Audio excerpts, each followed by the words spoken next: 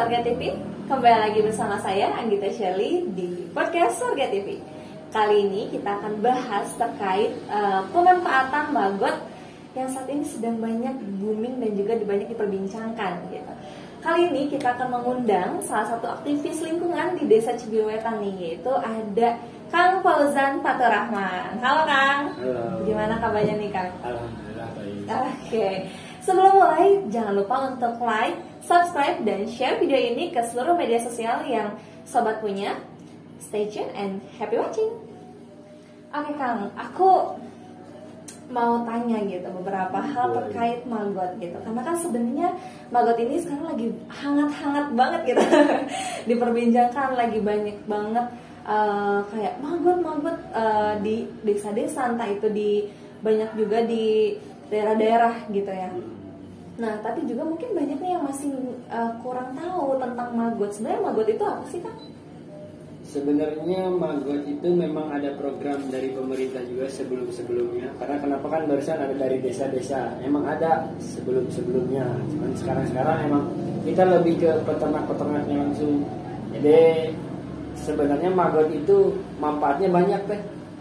Manfaatnya salah satunya itu bisa mengurai sampah-sampah organik. Contohnya kan di desa-desa juga banyak sampah-sampah organik yang menurut saya yang belum terolah secara maksimal gitu kan.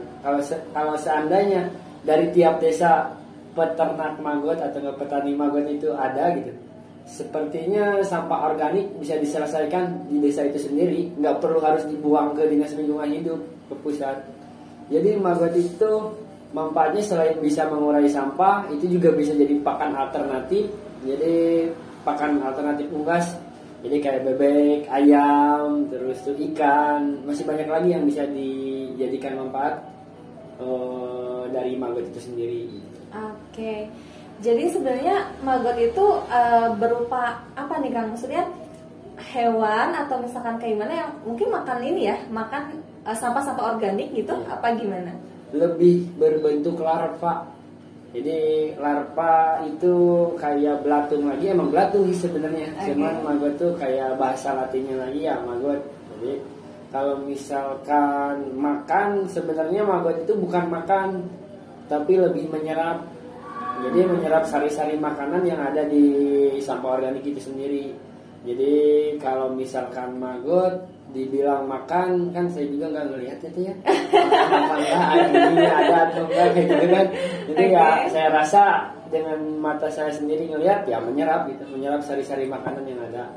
Jadi hasilnya pun banyak dari olahan sampah organik yang direduksi sama maggot itu sendiri, itu banyak manfaat juga gitu. Oke. Berarti ini tuh ini ya bentuknya kayak larva gitu. Tapi yang tadi aku sempat mention, berarti keren banget ya si larva ini tuh kecil-kecil tapi bisa menyelesaikan permasalahan yang sebenarnya juga jadi permasalahan utama ya di desa ataupun di daerah-daerah lain terkait sampah gitu. Salah satunya sampah organik gitu. Nah, aku ingin nanya gitu, kalau misalkan si maggot ini tuh kira-kira bisa nggak sih kita kembangkan sendiri gitu Kang?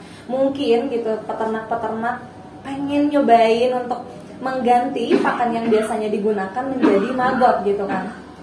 Sebenarnya kalau maggot sendiri bisa banget untuk dibudidayakan secara perorangan atau enggak per rumah ya. Jadi misalkan satu RW ada beberapa yang bisa ternak maggot, bisa, karena maggot itu sendiri enggak ribet. Kalau dibikin ribet sih ribet, kalau enggak ya enggak. Kalau udah bisa ya mudah gitu maggot itu sendiri gitu. Susah gampang ya. Susah gampang. Jadi ya bisa. Jadi perorangan, per rumah juga kan. Jadi sebenarnya kalau misalkan orang rumahnya sendiri sadar dulu gitu tentang lingkungan, terutama dari sampah organik, kan salah satu yang jadi masalah utama sekarang bukan hanya di Desa Cibiruetan ya, di Jawa Barat, di Indonesia pun ya itu sampah organik yang sekarang jadi masalah gitu kan. Karena emang selain cuman bisa dibikin kompos, ya itu tadi nggak bisa diapa-apakan, dibakar pun itu nggak mungkin bisa gitu. Ya betul sekali. Makanya kalau misalkan per rumah aja sadar itu tentang sampah organik, diolahnya seperti apa gitu kan, dengan pakai maggot Misalkan per hari kita punya sampah organik 1 kilo gitu. Maggot juga nggak banyak, cuma pakai ember atau nggak pakai jolang biasa gitu kan, itu bisa. Jadi nggak perlu membuang sampah organik keluar. Malah kalau kita misalkan punya maggot, itu bisa dibikin pakan untuk dia sendiri. Misalkan punya ayam 1 atau 2 ekor, itu bisa untung gitu. Oke.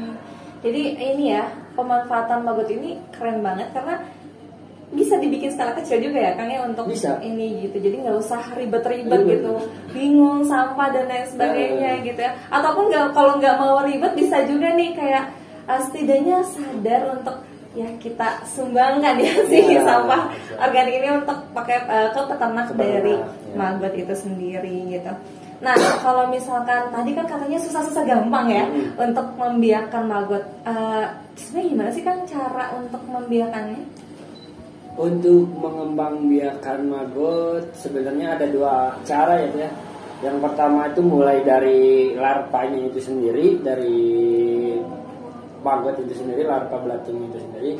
Yang kedua dari telur maggotnya, karena maggot itu bukan maggot yang bertelurnya tapi lalat. Kalau bahasa kerennya gitu kan, black shoulder fly, BSF itu. Jadi kalau di bahasa Indonesia kan tentara hitam. Oke, jadi itu tuh lalatnya khusus juga ya Kang ya, bukan lalat yang biasa kita jumpa. Jadi kan tadi bilangnya bisa banget ya untuk dijadikan bisnis ataupun dijual gitu. Tapi bentuknya tuh gimana sih Kang? Masa hidup-hidup atau gimana tuh? Kalau untuk saya sendiri ya di kelompok Jaya Ulung ini dikeringkan teh digakieu. Tah, dia kering. Tuh.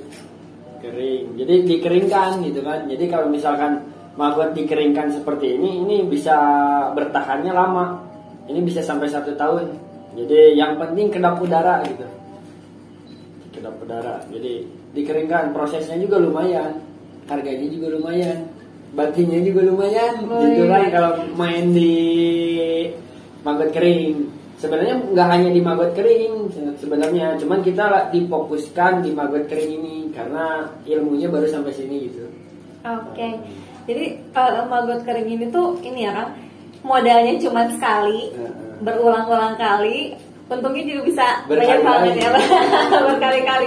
Oke, kalau misalkan mau beli nih Kang, harus ke Kang Ojan ya kan tentunya. Nah kira-kira harus menghubungi siapa nih Kang? Bisa langsung ke saya hubunginya mah. Jadi bisa aplikasi juga banyak. Kalau salah satunya kalau misalkan di desa Cibiruwatan ini kan kita ada balai desa itu ya. Iya. Itu bisa langsung di-download aja aplikasi balai desanya. Itu bisa dipesan di situ teh.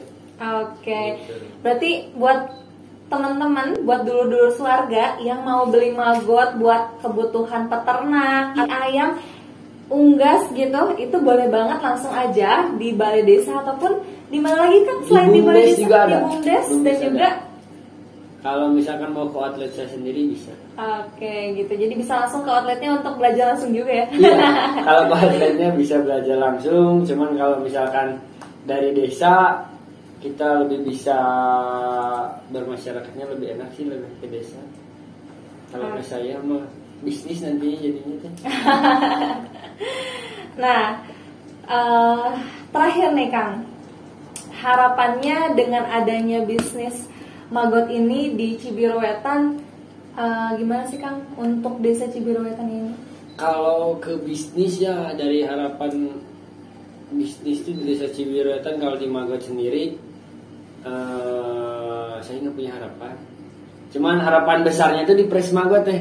Karena kenapa? Karena harapan saya di Pres Maggot yaitu tadi tuh ya, kalau misalkan kita main di Pres Maggot itu bisa setidaknya kita bisa meringankan beban pemerintah desa untuk pengolahan sampah organik terutama. Jadi sebenarnya untuk pengolahan sampah organik nggak ribet, kita cuma tinggal pilah aja. Peternak, terutama di desa Cibiruwetan ya, peternak maggot itu sendiri yang saya tahu di desa Cibiruwetan itu udah banyak. Jadi misalkan sampah organik dipilah, bisa langsung ke petani maggot. Petani maggot juga sebenarnya sukarela, dia bisa ngambil ke atas buat pemilahan sampahnya juga. Oke, berarti tinggal menunggu kesadaran dari dulur-dulur ya untuk senantiasa mau nih pisahin sampah-sampah organiknya. Kalau kita nggak mau susah ribet-ribet untuk mengolahnya, kita bisa langsung kasih ke peternaknya. Kang Ojan nih salah satunya gitu. Nah terakhir nih Kang, closing statementnya boleh nih. Closing statement dari saya, dari kita, untuk kita, oleh kita, itu paling. Oke, tepuk tangan sekali. Berarti ini ya, apa ya namanya, penting untuk kolaborasi bersama dan punya kesadaran bersama ya. Oke, kali ini podcastnya keren banget kan, seru banget membahas tentang maggot gitu. Buat teman-teman, buat dulu-dulu yang penasaran, boleh langsung kontak Kang Ojannya, ataupun kalau mau beli boleh langsung di Balai Desa ataupun di BUMDesnya gitu. Oke, sekian untuk podcast kali ini. Sampai jumpa di next episode. Sampai jumpa.